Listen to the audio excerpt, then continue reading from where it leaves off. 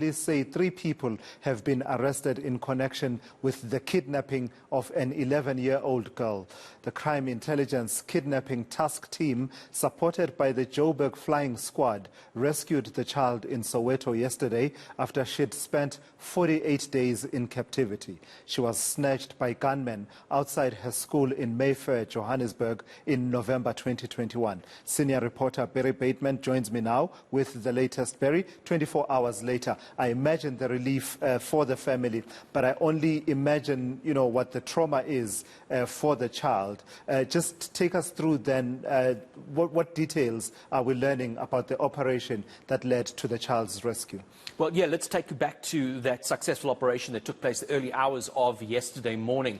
It was the Crime Intelligence's newly established, they've only been going about 2 months now, kidnapping task team. They've been following up leads and they made this significant breakthrough which led them to an address in Devlin, Soweto.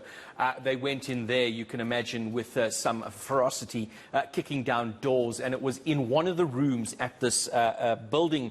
It was a main house and there were several buildings that the landowner would rent out to people. It was in one of these rooms where they managed to rescue this 11-year-old girl. So much relief, having spoken to the father yesterday, saying that while they are very appreciative of the outpouring of support, they're just not ready to speak at this stage, but certainly much relief. Yeah, in fact, before we talk about the arrest of the suspects, I can only imagine the sensitivity of that operation, Barry.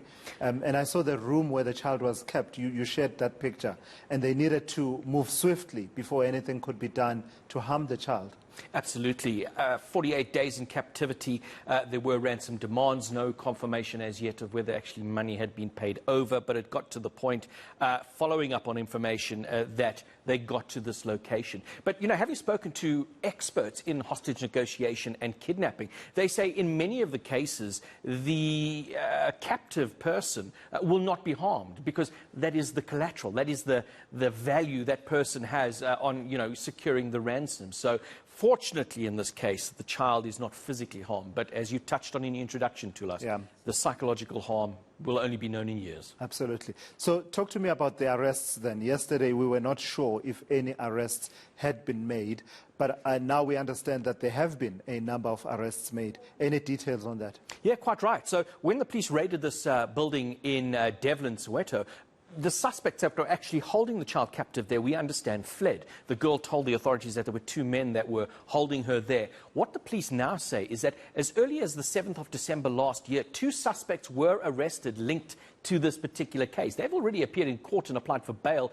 Bail has been denied. But then significantly, on New Year's Eve, 31st of December, another suspect was arrested in Mozambique, who's alleged to be the mastermind of this particular kidnapping, but knowing how these things work, probably linked to others as well. Now, there's an extradition process that is underway in that country to get him back here to face the music. What we don't yet understand, Thulas, which is perhaps that arrest of the 2 on the 7th of December, maybe how that led to the arrest on the 31st of December and ultimately to this address in Devlin. Wow. So it was kept under wraps, and I suppose it was about the sensitivity of the investigation then. Number one prize was always going to be to rescue this 11-year-old girl, and ultimately, once that happened, we then heard about it.